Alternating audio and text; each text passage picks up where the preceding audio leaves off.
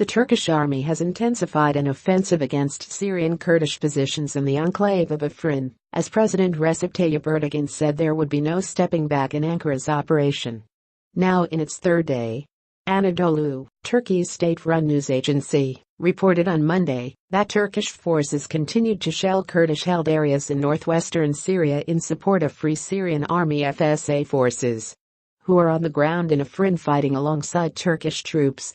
Al Jazeera's Stephanie Decker, reporting from the Turkish-Syrian border near Afrin, said that Relentless heavy shelling and artillery fire could be heard kilometers away from the center of the operation. Turkish jets also hit targets at Afrin's Bursaya mountain, which holds strategic importance for the Kurdish fighters, Anadolu said. Turkey claims Kurdish forces are using Bursaya to target civilians in the Turkish province of Kilis.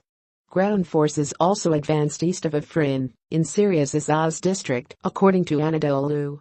Meanwhile, YPG fighters claimed they were able to repel the advance of Ankara-backed FSA forces and Turkish troops in 4 villages in 2 districts of Afrin.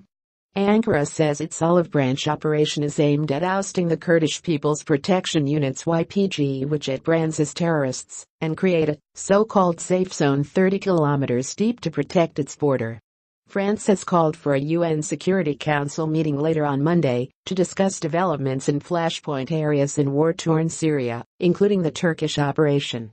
Earlier on Monday, Erdogan said the Turkish army was determined to press ahead with its push, saying that there is no stepping back from Afrin.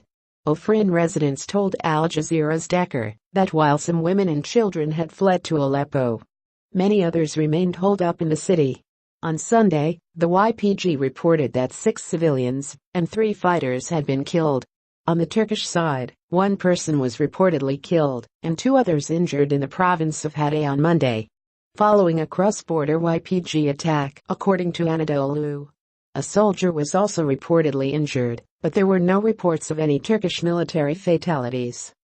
Meanwhile, the US-backed Syrian Democratic Forces SDF said on Monday it was studying the possibility of sending reinforcements to the Afrin region to fight the Turkish and FSA forces.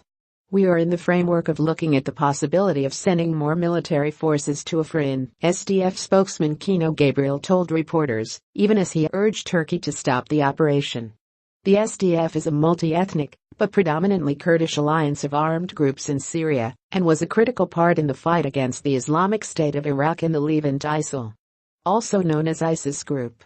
Turkey considers Syria's Kurdish Democratic Union Party PIT and its armed wing, the YPG, terrorist groups with ties to the banned Kurdistan Workers' Party PKK, which has waged a decades-long fight inside Turkey.